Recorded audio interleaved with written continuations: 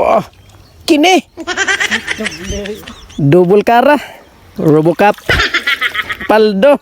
Wasdak mga master, lumilipay na naman yung aking dagway ngayong araw kasi mangangawil na naman kami. Sa mga palin namin ngayon, si Master Melvin at yung dagway lumilipay din. Salamat po sa laging panonood mga master at pa-follow na rin po kay Master Melvin. At siyempre mga master, dito pa rin gahapon ako pupwisto sa bunganga ng tulay. Kasi dito talaga ako sinuswerte nung nakaraan. Susubukan ko ngayon kung may swerte pa bang natira. At si Master Tulingan nahilunat na rin sa kanyang pwesto. At paglingon ko dito banda-banda ay hinagbasan muna ni Master Melvin yung kanyang spot kasi napakalibon daw. Baka daw may mga tukdawers. At sa mga oras nito ay nagsimula na pala akong magpaon sa aking mga kawil. Sana na may makahuli na kasi ako'y sobrang excited na. Sobrang lipan na talaga ng aking dagway sa mga puntong ito. At hindi talaga ako pinakyas kasi pagbira ko sa aking kawil ay may tilapdyan na pala na kumagat. Sobrang lipan na talaga ng aking dagway kasi good size talaga yung tilapdyang nahuli ko. Hindi talaga mapigilan ng aking dagway na umiti. Kaya hindi ko na pinadugay-dugay. Pinaslak ko na dito sa aking mahiwagang sibot at pinapasukan ko ng kahoy para hindi makabuhi yung mga kuha ko. Dumahandahan bigla na naman sa pagsalom yung aking kawil kaya binara ko na agad. Pagbira ko dito ay napakaniwang ng tilapia, napakaitim. Ako'y nalululoy kasi sobrang malnourished na kaya binalik ko na sa tubig. At sobrang lipan ng kanyang dagway. Sabi niya sa akin, salamat niya.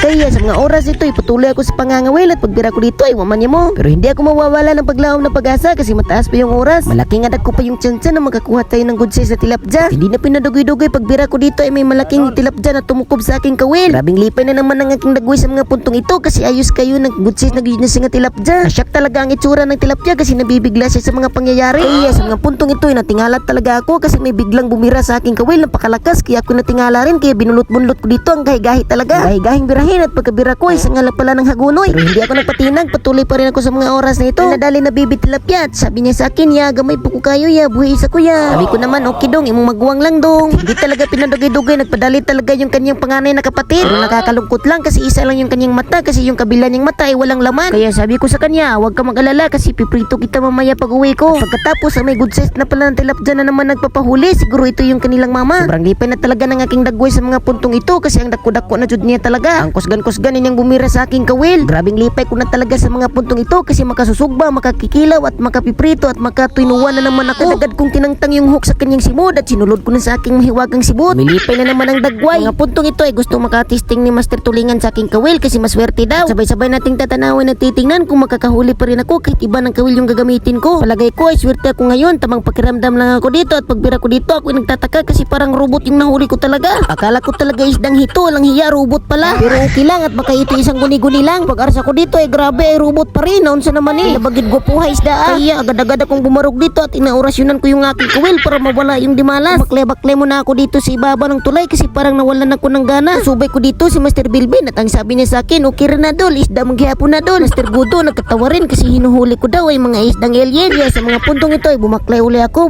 Babalik na ako sa aking pwesto baka nasipag-alisan niyo yung mga robot doon. Ilisdan ko na naman yung aking kawil at baka naman sa kawil ito nagkakaproblema. At pagkabira ko dito ako'y nabigla kasi napakalakas talaga yung humila at pagtanaw ko ay kala ko hito ay sus robot pa rin. Ano ba naman ito eh kaya pumunta ako kay Master Tulingan, binabawi ko yung aking isang kawil, sabi ko akin na yung kawil ko be, dimalas mo ko sa mga kawila oy. Agad-agad ko nang ibinot lang sa tubig at may kumagat na at pagkaarsa ko dito ay robot lang yun gihapon. Hindi pa rin ako nawawala ng paglaom na pag-asa at dito banda-banda ay may humila na naman ng malakas at pagkaarsa ko dito ay robot lang gihapon. At may pakapin pa na isdang tilapdya, grabe laba jud kagamay. Ila na unsa naman ni oy. At sa mga puntong ito ako'y biglang napadalagan at napatakbo at nakapunta ko agad kay kuya kasi nagkabanha siya dito. Nakakuha na pala siya dito ng good size na karpa. Buti pa si kuya isalin yung kanyang kawil tapos nakakuha pa siya ng karpa. At maya-maya ay may kumagat rin sa aking kawil at pag-arsa ko dito ay karpa pero akala ko ay malaki ay baby carp pa man di ay. Ko sa kanya papakainin muna kita bago kita papakawalan para madali kang malaki at sabi naman niya salamat kayo ya ha. Napalingon ako kay Master Tulingan kasi nakahuli na siya at pagtanaw ay gamay man dipod kayo. Tupod banda-banda nagdubol-dubol na talaga yung mga isdang robot at tatanggapin ko na lang ito ng tadhana na ito ng mga robot talaga yung mahuli ko ngayon. Pero sa mga puntong ito ay nakahuli pa rin ako dito ng good size na tilapdya. Sobrang lipay ng aking dagway kahit papano. Ang dagway ni Master Tulingan ay malungkutin kasi hindi siya nakahuli ng ganito kalaki.